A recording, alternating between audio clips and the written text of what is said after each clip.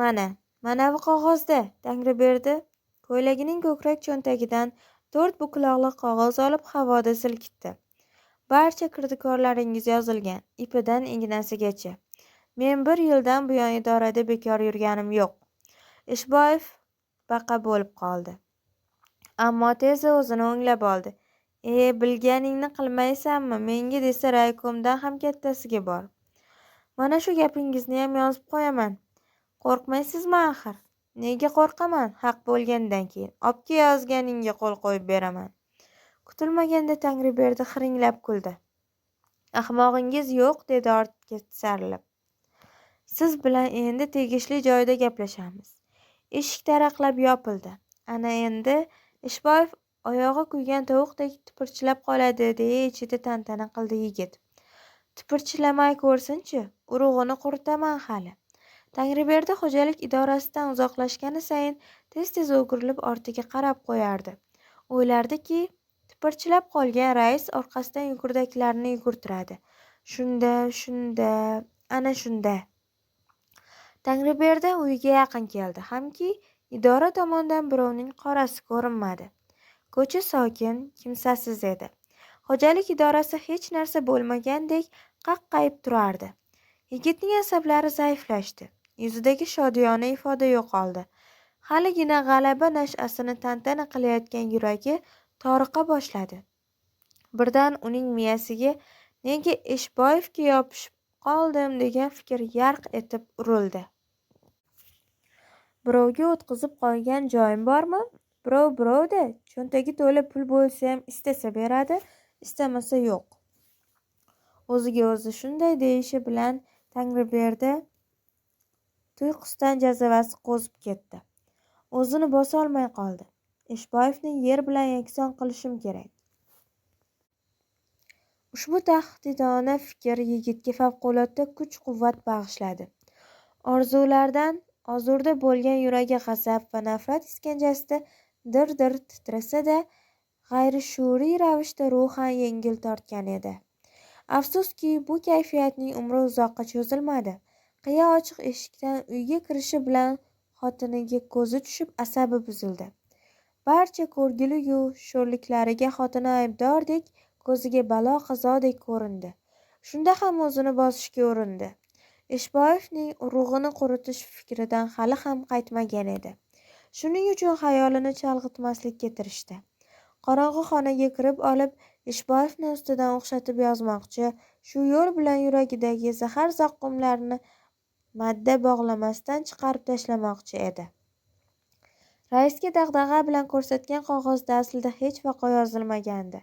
Mana endi ko'radi mendan. Tangriberdi qog'ozga allanimalarni yozishga kirishdi. Ammo ha deganda fikrini jamlay olmadi. Chunki xotini u yoq, bu yoqqa o'tish bahonasida erining yelkasi osha ko'z tashlab poyloqchilik qilayotgandi. Tangriberdi buni sezib qoldi. Nimaga buncha atrofimda xirapashshadek o'ralashasan, deb baqirdi u. A'zoyi badani yana dir-dir titrashga tushdi. Bor yo'qol, ko'zimga ko'rinma. Kelin taxta bo'lib qoldi. Yo'qol degandan keyin yo'qolmaysanmi? Haydab chiqarmagunimcha turaverasanmi qaqqayib? Dog' bosgan olma yanoqlar avval qizardi, keyin oqarib ketdi. So'ng ho'ngrab yig'lagancha g'oz yurish qilib qaynonasini uyiga qarab ketdi. Bu yog'i endi ma'lum. Kelin hiqillab yig'laydi avval. Yuragi yorilgan qaynona shoshib qoladi. Nima bo'ldi o'zi? Degan zardali so'rov bazo'r og'ziga keladi.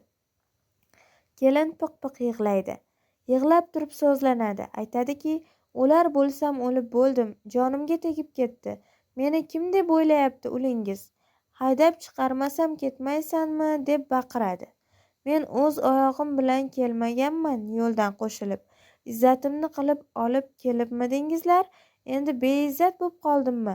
Birovga xat yozayotganini ko'rib qolganimdan qo'rqib ketdi qo'rqoq. Boshiga gurzi tushgandek dovdirab qolgan ona bu vaqtga kelib hushini yig'ib oladi. Qarshi hujumga o'tadi. Aytadiki, hays yo'q xotin, ering ket desa ketaverasanmi? Qachondan beri u xotin haydaydigan bo'lib qopti? Bu uyning kattalari o'lganmi? Qaynota qayna pishagingni pisht demasa ering achuvi chiqib turganda aytsa aytibdi-da. Kunduz urushsa oqshom suyadi. Xotinchilik shu-da.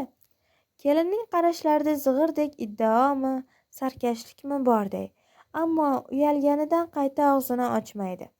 Lablari qimtilgancha hovliga chiqadi. Tengsalib bir nimani yo'qotgandek garangsib u yoqqa o'tadi, bu yoqqa o'tadi, ish unmaydi. Qaytib botinqiramasdan o'z uyiga kiradi. O'rgimchakka o'xshab o'z to'riga o'ralib olgan anavi go'rso'xda ayol tomonga qarab ham qo'ymaydi. Kelinga alam qilib ketaveradi. Oxiri chiday olmadi.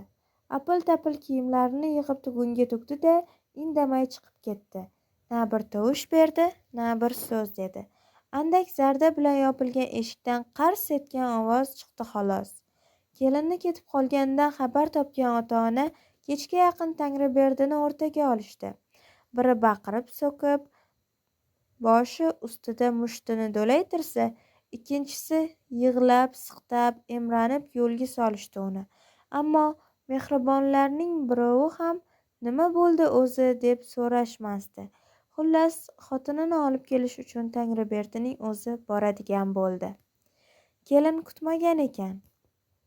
Eshik oldida turgan erini ko'rib, ko'zlari chaqnab ketdi. Keyin birdan arazli ekani esiga tushib, darrov qovog'ini solib oldi. "Bo'l, narsalaringni yig'ishtir, olib ketgani keldim", dedi Tangriberdi quruqqina qilib. "Bormayman", kelin ters burildi. "Nega?" "Aytayinmi?" "Aytsam aytayin, ko'nglingiz boshqada sizning. Har doim birovni o'ylab yurasiz." "Osmondan oldingmi bu gapni?" "Osmondan olganim yo'q. Shovqin muallimni xotinidan eshitib edim." "Qachon?" "To'ydan oldin." Odamlar nimalar demaydi. Bir vaqtlar kimdir bilib-bilmay gapirgan gapni bayroq qilib ko'tarib yurish shartmi? O'zingiz aytdingiz-ku. "Qachon aytdim? Nima dedim?" "Aytdingiz, o'zingiz aytdingiz." Kelin hiqillab yig'lashga tushdi. Ovozi ayanchli edi. Yig'laganida, entikkanida atlas ko'ylagi ostida do'ppayib turgan qorni ko'tarilib tushardi. Bo'ldi endi. Tangriberdining ko'ngli bir xil bo'ldi. Shashtidan tushgani ovozdan bilindi. "Bo'la qol, uydagilar kutib qolishdi." Kelin oyoq tiradi. "Avval va'da bering, hech kimni o'ylamayman deb. Borlarini ham ko'nglimdan chiqarib tashladim deng." Tangriberdining eti seskandi. Junjikayotgandek qo'nishib oldi. Ko'nglidagi sir asrorini olmoqchidek sinchkovlik bilan tikilib turgan yostiqdoshidan nigohlarini olib qocharkan, nochorlik bilan kulimsiradi. "Sen nima desang shu." Ayol-da erning bir lahzalik sukutdan keyin yangragan lutfidan xursand bo'lib ketdi. "Siz bora bering, men pichak yopib keyin boraman. Otam bilan enam bir mazza qilib yeydi. Kech bo'lib qoldi-ku. Ukam qo'yib keladi." Kelin shoshilgancha ichkariga kirib ketdi. Haqiqiy azob keyin boshlandi. Qaynotasining darvozasidan 5-6 qadam uzoqlashar-uzoqlashmas Tangriberdi o'zini urib tashlagudek yomon ko'rib ketdi. O'zini og'ir tog' ko'chkisi ostida qolgandek his etdi. Yuragi sim-sim og'ridi. Uyga borgisi kelmadi. Keyingi kunlarda tiliga tushib, ancha tanilib qolgan pastak peshtoqiga "Hasan vino" deb tumtaroqli yozuv osilgan uy tomon burildi. Uyga yaqinlashgan sari achigan-chirigan meva-chevalarni qo'lansa hidi dimog'iga urilib, afti bujmaygan bo'lsa-da, ortiga qaytmadi. Yigit hammasini unutishni istardi. Allamahalda vinofurushni xotini haydab solganidan keyin o'rnidan turgan Tangriberdi kayf zo'ridan bir necha marta yiqilib tushdi. Bir amallab o'rnidan turdi, zum o'tmay yana yiqildi. Gandiraklay ko'chaga chiqib oldi. Tungi sarin shabada misday qiziyotgan lohas vujudga xush yoqib, bir necha daqiqa yo'l o'rtasida turib qoldi. Og'zini katta-katta ochib, ko'ksini to'ldirib nafas oldi. Muzday havo gumirayotgan yuragining taftini bosganday bo'ldi. Keyin uyini mo'ljal olib yo'lga tushdi.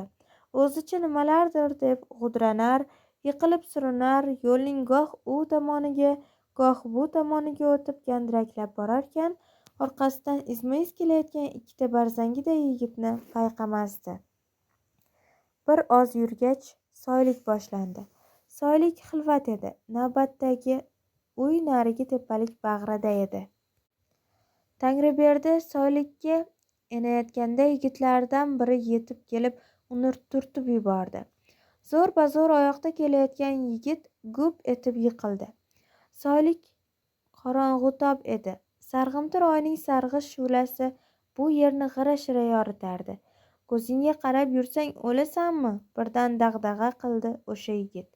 Nega turtasan meni? Senga osildimmi? Tangriberdi inqillab o'rnidan turarkan, men turmadim, o'zing-ku, deya g'o'ldiradi. Iye, ham g'arlik, ham peshkirlik de, hov bola. Yigit Tangriberdining yoqasidan oldi. Tuhmat qilsang, kattarog'idan qil, bildingmi? O'zing, deyishga ulgurdi Tangriberdi. Barzangi asabiyroq ekanmi, uni yoqasidan tutib bir-ikki siqdi-da, keyin itarib yubordi. Tangriberdi orqasi bilan yerga o'tirib qoldi. Tangriberdi so'kingancha o'rnidan turganida barzangi mushtini ishga soldi. Tangriberdi chap bermoqchi bo'ldi, lekin eplay olmadi. Kayfining zo'ridan boshi hamon garang edi. Musht Tangriberdining quyi jag'ini shishirib yubordi. Jahli chiqib ketgan Tangriberdi qattiq tekkan zarbdan va g'azabdan afti bujmagancha qarshi hujumga o'tarkan, nega bu odam menga to'ppa-to'sindan tashlanib qoldi deb taajjublanardi. G'ira-shirada u barzangining keng, yapasqi yuzi-yu qahr-g'azabdan yonib turgan ko'zlarinigina ko'rardi. Bunday basharani qishloq ichida uchratmaganidan uni taniy olmadi. Enangni, pishagingni pisht demasam, nega meni itarasan? Tangriberdi qoruvli edi. Yigitning yelkasiga, biqiniga bir-ikki musht tushirdi. Barzangining labi yorildi shekilli, Tangriberdining qo'li shilimshiq narsaga tegdi. Bundan ruhlanib ketgan mushtiga zo'r berdi u. Biqiniga, ko'kragiga tushayotgan zarbalardan badani zirqirab og'riyotganini his etsa-da, u bor kuchini to'plab urishardi. Barzangi qalqib ketib yiqilishiga sal qoldi. Shunda ikkinchi barzangi sherigiga yordamga keldi. Tangriberdining mushtlari zarbi zaiflasha boshladi. U ikkala tomondan to'xtovsiz urilayotgan mushtlarga chap bera olmay qoldi. Uning biqinlari, beli, yelkalari zirqirab og'rirdi. Ikkinchi barzangini qaqshatqich tepkisidan keyin boshi xuddi qo'rg'oshin qo'yilganday og'ir bo'lib qoldi. Holdan toygan yigit yiqilib qolganda ham barzangilar ayab o'tirishmadi. Endi ular Tangriberdini duch kelgan yeriga tepishardi. Tep, tep, deyishardi ular hansirab. O'ngmaydigan qilib tep. Ne ko'rgilik yuz berayotganiga aql bovar qilmayotgan Tangriberdijon achchig'ida baqira boshlagan edi. Yigitlardan biri kafti bilan og'zini to'sdi-yu, yelkasi aralash bo'yniga zarb bilan tepdi. Ikkinchisi mo'ljallab turib beliga tepdi. Tangriberdining ko'zlari dahshat ichra yarq etib ochildi. Gavdasi bir ko'tarilib tushdi-yu, yuztuban yiqildi. Barzangi yigitlar shundan keyin battar quturib ketishdi. Ular Tangriberdining boshi ko'zi demay tepaverishdi. Kasalxona